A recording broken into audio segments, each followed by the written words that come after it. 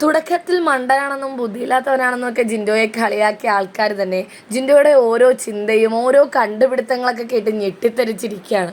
രതീഷിനോടും അപ്സരയോടും ഇരുന്ന് ജിൻഡോ കുറച്ച് കാര്യങ്ങളൊക്കെ പറഞ്ഞു. അത് കേട്ടപ്പോഴാണ് അവരും ഇങ്ങേർക്ക് ഇത്രയും ബുദ്ധി ഉണ്ടായിരുന്നോ, കാണുന്ന പോലെയൊന്നും അല്ലല്ലോ, പതുങ്ങിയിരുന്ന് എല്ലാവരുടെയും ഗെയിമും മനസ്സിലാക്കി ആരിനി ഔട്ടാകും, ആരും ഔട്ടാവില്ല, ഒരാൾ എങ്ങനെ കളിച്ചിരുന്നെങ്കിൽ പിടിച്ച് നിന്നേനെ, എന്താണ് അവർ എവിക്റ്റ് ആവാൻ കാരണം, അതുവരെ ചിന്തിച്ചെടുത്ത് പറയുകയാണ് ജിൻഡോ. മറ്റാരെയും കുറിച്ചല്ല, സിജോയെ കുറിച്ചാണ്. സിജോ എവിക്റ്റായി കഴിഞ്ഞപ്പോഴത്തേക്കും ആ വീഡിയോയുടെ അടിയിലെ കമൻറ്റ് സെക്ഷൻ കണ്ടാൽ നമുക്കറിയാം 90% പ്രേക്ഷകരും സിജോ എവിക്റ്റ് ആകാനുള്ള കാര്യം പറഞ്ഞത് ഗ്രൂപ്പ് കളിയാണ്. മര്യാദക്ക് കളിച്ചിരുന്നെങ്കിൽ എവിക്റ്റ് ആവുമോ, മര്യാദക്ക് കളിച്ചിരുന്നെങ്കിൽ എവിക്റ്റ് ആവുമോ എന്നാണ് എല്ലാവരും പറഞ്ഞത്. സായിയും സിജോയും നന്ദനയും തമ്മിലുള്ള ആ ഒരു കൂട്ടുകെട്ട്, കൂടുതലും ആ പെങ്ങളൂട്ടി കളിയായിരുന്നു പ്രശ്നമായിട്ട് വന്നത്, നന്ദനയായിട്ടുള്ള ആ ഒരു കോംബോ.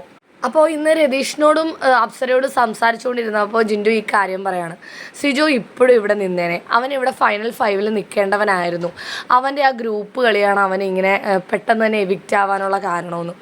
ടിക്കറ്റ് ഫിനാലെ ടാസ്കുകളിലൊക്കെ ആണെങ്കിലും അവൻ ഒറ്റയ്ക്ക് കളിച്ചിരുന്നെങ്കിൽ അവൻ അത്രയും കഴിവുള്ളവനായിരുന്നു, അവന് കപ്പടിക്കാനുള്ള കഴിവുള്ളവനായിരുന്നു.